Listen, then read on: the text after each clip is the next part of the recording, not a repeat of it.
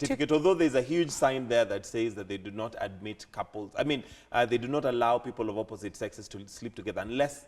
Now, look, I was admitted. We went into the hotel at 3:30. And we took a bit of 30 minutes to just walk around and see how the hotel is and confirmed you want to be checked in which room. We settled on room 402 and we went back to the reception. They didn't tell us that it is a requirement. And look, you don't want to assume that every client will see any signboard or any writings on the wall, because people write anything. Others will confess the faith they believe in, others will make the Lord's Prayer, others will pronounce the children's birthday or anything on the wall. So it was not a requirement until we were checked in and we paid and we left for Guka's place. We didn't know that this is going to be the case. Until now we came back at 9:30 that we were told, look, we can't admit you. You need to tell us, are you married? We said yes, we are married, and we've been married for over 7 years. And we have children, 2 children together. So the next thing was, please, can I see your ring? Does it have your husband or wife's name engraved on each other? The next thing, your marriage certificate is, your ID card is reading Catherine Waruguru, and my hubby's name is reading his 3 names.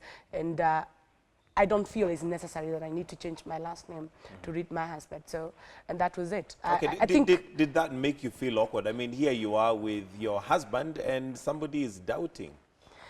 I feel the management of the hotel is trying to do work which they cannot do, because look, these are morals and you cannot police morals. You cannot be the enforcing authority. They have no moral question to ask anybody whether they are married or not married, as long as they are adults, because this country does not prohibit anybody from relating with any adult from who is above 18 years. I didn't do this for myself. I can handle it. I can always, and actually we moved to another hotel. But I said we will not move to any other hotel until we ask the legality of this clause and this policy, which is reading that a man and woman cannot sleep in, cannot spend in the same room. But you do understand that as a private hotel, they do reserve the right to admission. Now, this is where we go wrong, and this is where I want Kenyans to understand this, that the management rights the right of admission is something which the majority of the hotels tend to misuse and try to contextualize it to fit into their rules, because this is for private clubs. And I would like you to look at the regulations which we have in Parliament as at now. It clearly states that you only need to produce an ID card, produce your physical address, produce your 3 names, and if you're a foreigner, you're only supposed to produce a passport. And it is on that background, I feel, no other woman, because we have so many ladies who are widowed, others are singles, others for various reasons, they would be together, whether cohabiting or married or dating or whatever. And I feel it is not up to the interest of the hotel or people in the hospitality industry to try to meddle or to interfere with the rights of freedom of Kenyans, because you have the right to associate. Okay. Honorable Kericho Waruguru, before we wind up on this, what do you intend to do moving forward? I first would like to make this very clear, because I believe I have a legal background and a strong case against this hotel, as much as this is not a court of law. And I'd like to quote on the Hotel and Restaurant Act Section 11, which states every holder of a hotel license shall keep a register in their hotel and shall enter into the register the name and the address of every guest who stays at the hotel. This means Section 14, the Hotels and Restaurants Regulation, says every register kept under Section 11 of the Act shall, in addition, consider the name, the address of the guest, and contain further particulars of every guest, which are hotel room number, nationalities, and in this case, non-residentials, they require Kenyan passport. And that's why I say the management, that tag management reserves the right of admission. That is for clubs and not for hotels and restaurants under this law. But if they do have their rules and regulations, and they require you to follow those rules and regulations. Now, and if one of the regulations is that you produce a marriage certificate, if you're coming in with a member of the opposite sex, then really, Mheshimiwa, all you have to do is just follow those rules. Let me make this very clear, Mike Gitonga. I didn't work with an identified male adult. I didn't just work with any man. I worked with my husband. And And that is not in contention. Everybody in the society in Laikipia, people who know me and voted for me, they know the man behind. But the hotel does not know that that is your Let me husband. make that clear. And that's why I'm saying very clearly that the hotel, they do not know all Kenyans, and they do not need to know me. But they do not need to violate the rights of every Kenyan. In the constitution, there is no policy, and there's nothing like you'd call like rule and regulation in any given hotel in this country, which is senior and above the Kenyan constitution. Nobody should discriminate you on your gender, on your religion, on your marital status, or anything, whether they're single or they're widowed and they have somebody who they feel like they need to get a bit of their time with. That's their business. And nobody should take the role of God.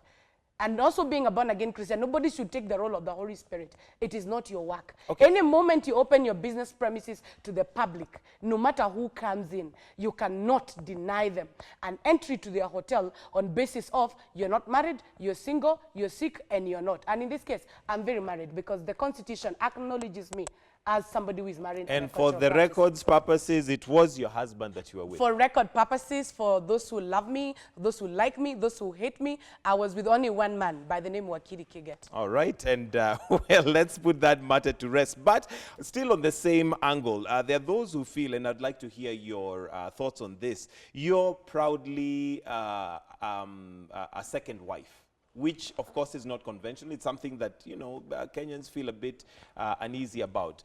Tell me a little bit about that. I have nothing to say, Mike Gitonga, because I have freedom of association. I choose what is right for me.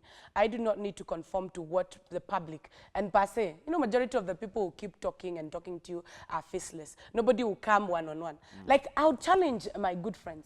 Most of them I know, they are married and they have their legal wife or the marital wife or husband. But wako na mpango zao. You'll always realize I'm better off if I know this is the man I believe in and I want to be with. I move on. I would like anybody to challenge me and tell me whether if I'm casted to go to hell because I'm married as a second wife, whether then Abraham, the father of faith and father of all Christians, and also who is the greatest descendants of Jesus Christ, will also go to heaven. So I'm only saying this. Allow me to be grilled and asked questions by God, and let nobody police morals. Let nobody pray the Lord of the Holy Spirit. And God is not like men, the way they behave. I love my husband. I don't need to kutanga-tanga. I don't need to be here and there because I fear being told this. And I would encourage majority of Kenyan women who are single and they found a man who they think can be a good friend and a husband moving forward, and they love their children. We do not need to raise our children as single mothers, and especially our boys, who I passionately feel for the boy child.